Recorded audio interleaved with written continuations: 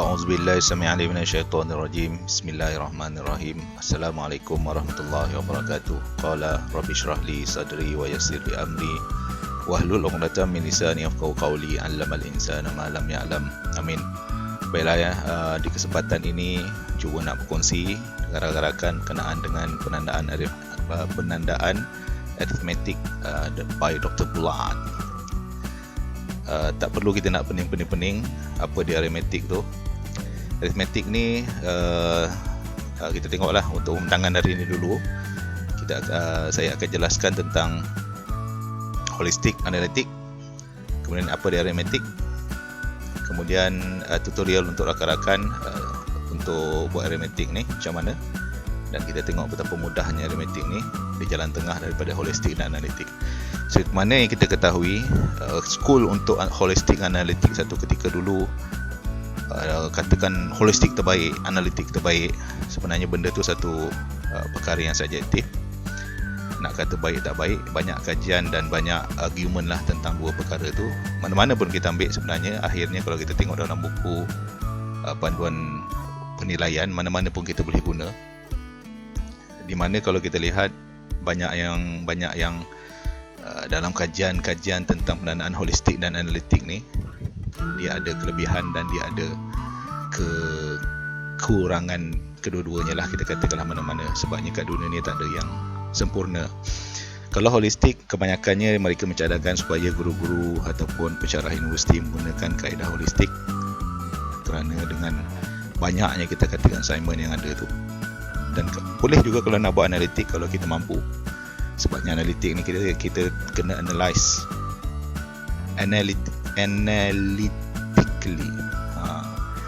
Jadinya boleh bacalah, banyaklah kajian tentang yang holistik analitik ni, kajian-kajian mana yang kelebihan dan sebagainya. Satu ketika muncullah satu term yang penandaan menggunakan arithmetic.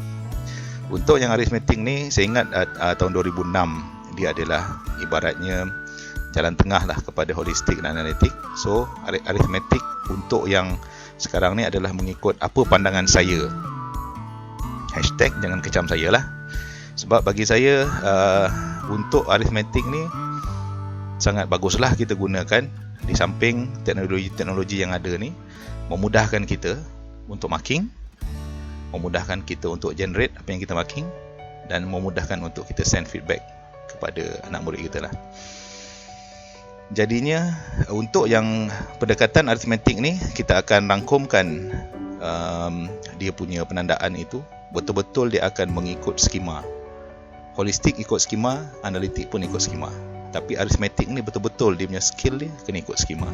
Jadinya andai kata kalau sekiranya penandaan itu tidak ambil kira sesuatu aspek, so aspek itu tidak akan masuk dalam arithmetic ni. So jelas penandaan arithmetic ni adalah bergantung kepada apa yang kita tanya, dan secara umumnya dia berlatar belakangan kepada apa rubrik kita. So kita menanda atas rubrik secara analitik, tetapi di arithmetickan supaya mudah untuk markah tu sistem yang kira. Kita akan bagi tahap itu holistik kita katakan, tetapi dia punya pengiraan tu secara analitik menggunakan kaedah arithmetic. Wah, ganas dia punya bahasa petang ni. Jadinya itulah penandaan arithmetic. Kita tengok bagaimana. Yang ketiganya, yang keduanya lah, masih lagi yang keduanya, arithmetic ni, ini cadangan daripada saya. Hashtag jangan kecam saya. Seelok-elok sebaik-baiknya adalah untuk kita buat penilaian akhir kerja khusus lah, ataupun kita katakan assessment of learning yang akhir. Bagi saya ini pendapat saya, dia tidak sesuai untuk kita laksanakan di tengah-tengah assignment.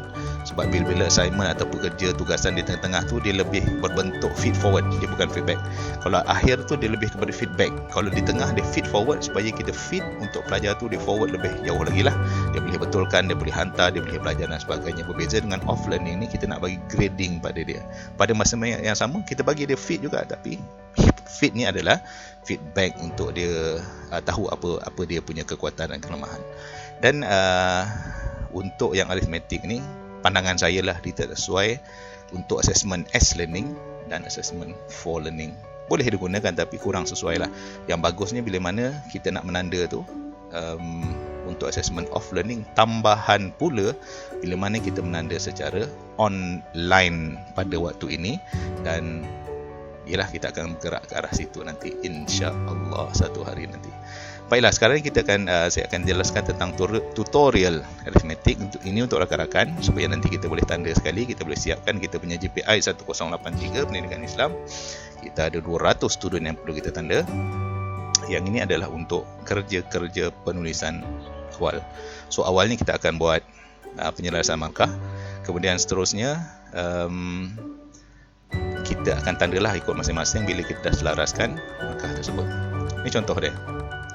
Ini adalah contoh tentang arithmetic di mana saya gabungkan ataupun saya letak di dalam Excel lah. So yang ini adalah paparan untuk kita key in markah sahaja. Kita key inkan apa kita punya penilaian. Selebihnya Excel ni akan buatkan kepada kita. Nanti kita tengok Yang pertama kita key in data ataupun bila kita baca pelajar kita punya assignment. So di sini P1, P2 ni point ini adalah mengikut rubrik yang terdapat dalam kita punya rubrik pemarkahan. So setiap ini adalah rubrik pemarkahan. Jadi contohnya kita dah habis baca ni contohnya dah habis baca. Let's say lah dia ada 5 tahap yang kita letak dalam rubrik kita 1, 2, 3, 4, 5. Di sini kita hanya key in. Saya dah siapkan abstract. Ini adalah untuk abstract. Kata kunci ditulis dengan cemerlang, jelas dan merangkumi semua bincangan. Katakanlah pelajar ni cemerlang, kita masukkan 5.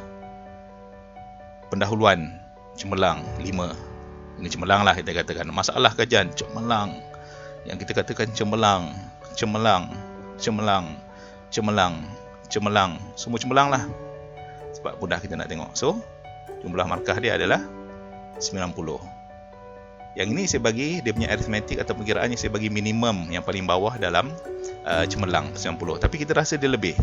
Saya open dekat sini, katakan okey, memang dia A+, tapi saya bagi dia 3 markah. Dia layak untuk 3 markah. So, jumlah markah dia adalah sebenarnya kat sini dia akan jadi dia akan naik menjadi 93 lah. Nanti saya akan betulkan di sini contoh dia. Kemudian seterusnya kita katakan 4. Yang ini kita baca dia ni 4. Di tahap 4 lah. Tahap 4 manakah tahap yang kedua, bawah daripada cemerlang, iaitu baik 4, 70. Okey. 3. Tahap 3 ya. 3. So kita dah nampak dah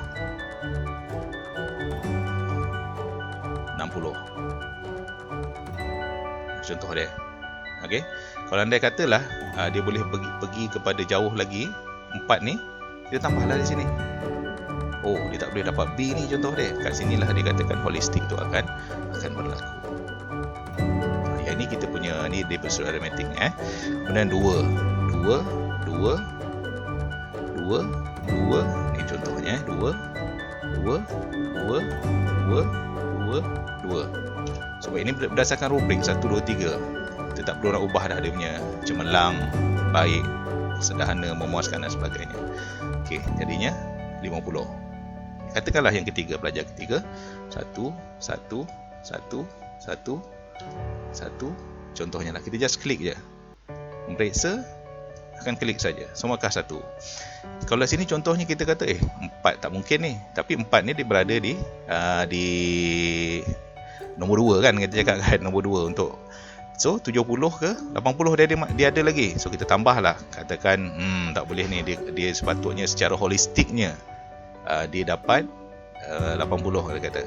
Okay, kita tambahlah 70 tambahlah 10. Ni holistik punya lah, di mana holistik akan masuk. Cumanya di sini saya tak ubah lagi, nanti saya akan ubah. InsyaAllah saya akan ubah benda ni. Simple aja benda ni ada terlepas pandang dalam kiraan markah. Saya akan ubah ni berdua ni. Di mana di sampul sini akan jadi sini. Tak boleh ubah di sini sebab dia melibatkan kiraan-kiraan di belakang. Okay. Alright. Ubah sekarang Okay, tak buat kita ubah sekarang lah. Okay, kita katakan markah pemeriksa. Dia senang lah. Mana yang saya katakan mudahkan benda tu kan.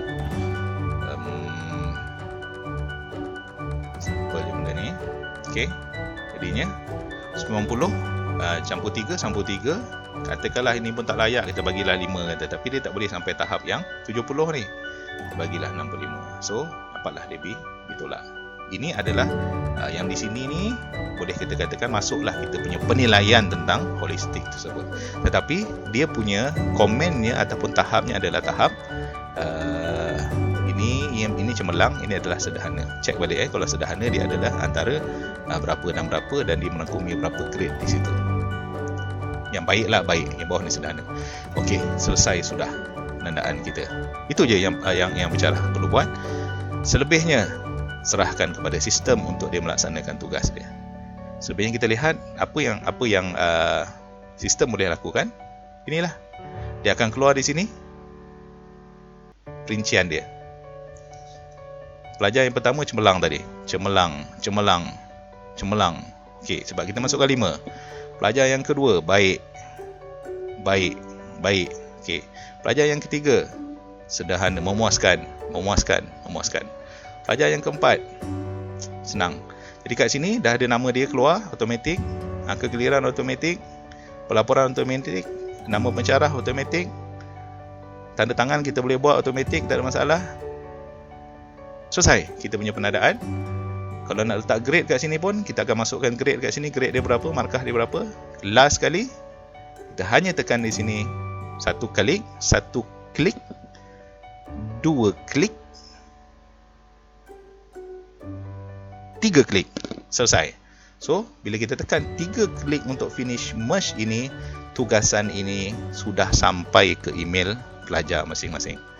Jadi, itulah perkongsian saya tentang penandaan aritmetik. So, mudah kan? Sangat memudahkan, dan dia menyenangkan kita, memudahkan kita daripada kita nak menulis, menanda dan sebagainya. Mudah-mudahan perkongsian ini mendapat manfaatlah daripada kita semua. Itu saja, sehingga berjumpa lagi. Stay home, stay safe. Kita jumpa lagi. Assalamualaikum warahmatullahi wabarakatuh.